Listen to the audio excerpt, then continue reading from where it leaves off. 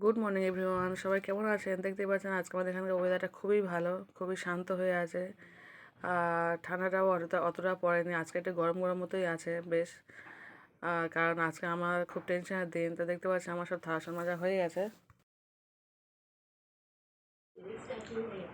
সব কমপ্লিট হয়ে গেছে। তো চলুন রান্না শুরু করে দিই।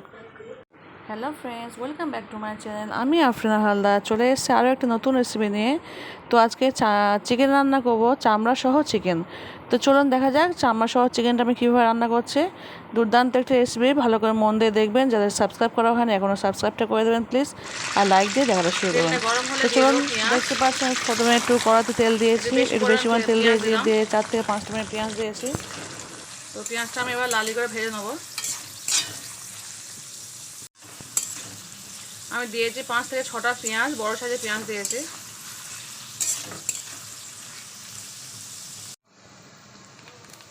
তো দেখতেই পাচ্ছেন পেঁয়াজটা আমার লাল হয়ে গেছে। এবার আমি সমস্ত মশলাগুলোকে দিয়ে দেবো। দিয়ে দিলাম 1 চামচ আদা ও 1 চামচ রসুন পেস্ট। দিয়ে দিলাম 2 চামচ হলুদ, 1 চামচ লঙ্কা গুঁড়ো আর 1 চামচ গরম মশলা গুঁড়ো।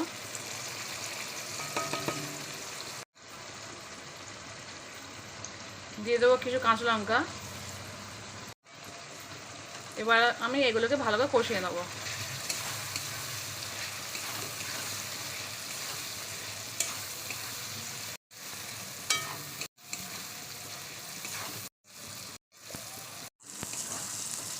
তো দেখতেই পাচ্ছেন আমার মশলাগুলো থেকে তেল বেরিয়ে এসছে। এবার আমি এতে মাংসটা দিয়ে দেবো। প্রথমে দিয়ে দেবো আলুর টুকরোগুলোকে, এবার দিয়ে দেবো মাংসের টুকরোগুলোকে। আমার মাংস অ্যাকচুয়ালি এটা চামড়া রান্না হচ্ছে, মাংসের চামড়া, তার সঙ্গে কিছু মাংস দেওয়া আছে, কারণ বাড়িতে বাচ্চা আছে তো বাচ্চারা খাবে সেই কারণে বেশি করে দেওয়া আছে। মুরগির চামড়ার বেশি দেওয়া আছে। তো আজকে এই মুরগির চামড়াটা কীভাবে রান্না করবো কষে, সেটাই আজকে দেখানোর বিষয়। তো দেখুন আমি আজকে কীভাবে রান্নাটা করছি।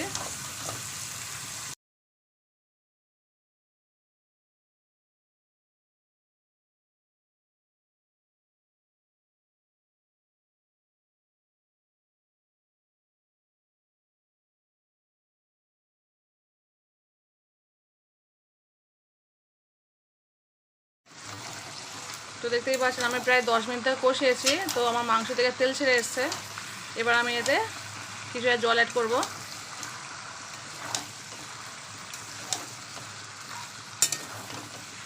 আজকে একদম ড্রাই কষা মাংস হবে।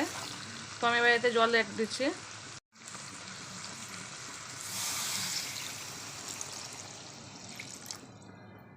দেখতেই পেয়েছেন আমি এতটাই জল দিয়েছি।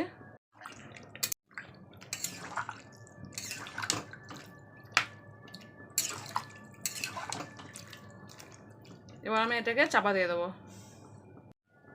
তো এটাতে আমি লবণ অ্যাড করতে ভুলে গেছিলাম, কষানোর সময় অ্যাকচুয়ালি লবণটা দিতে হয়। তো নো প্রবলেম, আমি এখন লবণটা দিয়ে দিচ্ছি। 2 চামচ লবণ দিয়েছি। লবণটা দেওয়ার পরে না ভালো করে একটু নেড়ে নিতে হবে, যাতে প্রত্যেকটা এর সঙ্গে লবণটা মিশে যায় পুরো জলের সঙ্গে।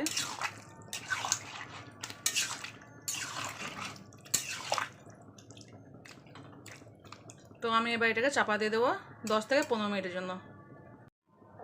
তো আমি চাপা দিয়েছি এটা, ততক্ষণ আপনারা দেখতে থাকুন, সঙ্গে থাকুন। তো দেখতেই পাচ্ছেন আমার প্রায় 15 মিনিট হয়ে গেছে।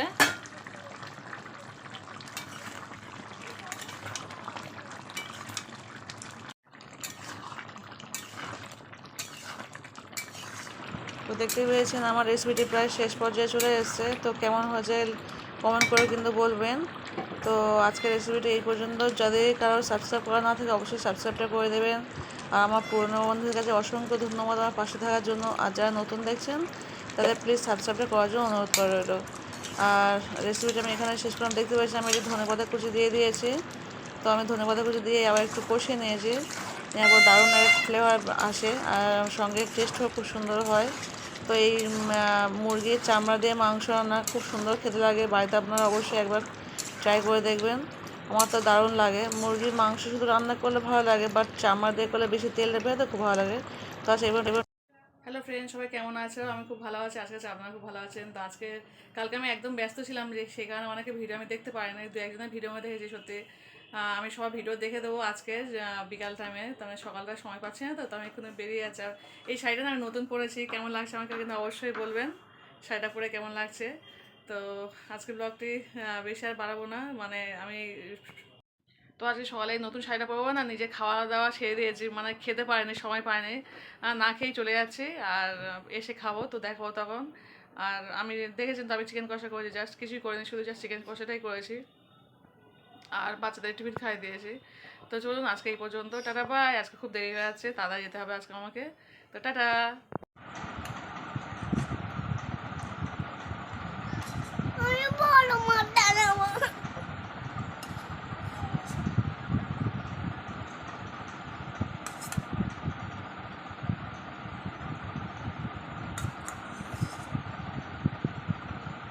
চাউমিন কাল দাওনি?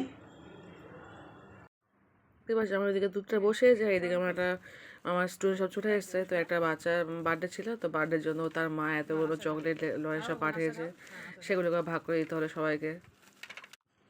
তো সবাই একে একে সব নিয়ে নিচ্ছে। তো আমার ছেলে ওদেরকে খেয়েছে, খাওয়ার পরেও ফের আমি ওদেরকে যেহেতু পায়েসটা বসিয়ে দিয়েছি, আমি যদি পড়তে পারবে সেই জন্য পায়েসটা বসিয়ে দিয়েছি। তো কিছু করার নেই, পায়েসটা আমার করতেই হয়েছে। তো আমি ওই কিছু একটা জাস্ট ক্যাডবেরি খাইয়েছিলাম আর লঞ্চগুলো রেখে দিয়েছিলাম, তুই পরে খাবি, পায়েসটা তাই খেয়ে নে। পায়েসটা খাইয়ে দিয়েছিলাম, তা ভালো হয়েছে।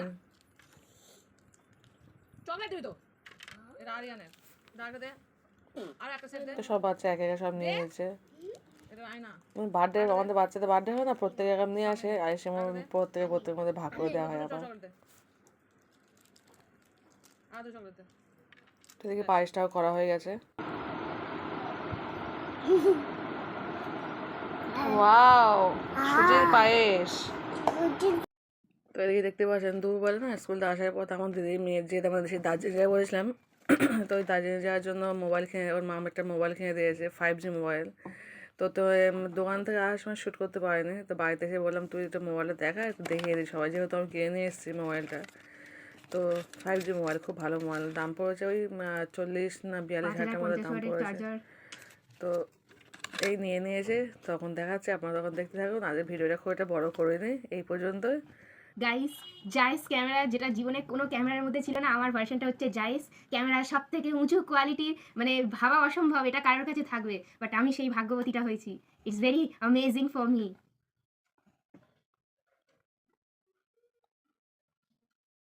শোয়া খাওয়া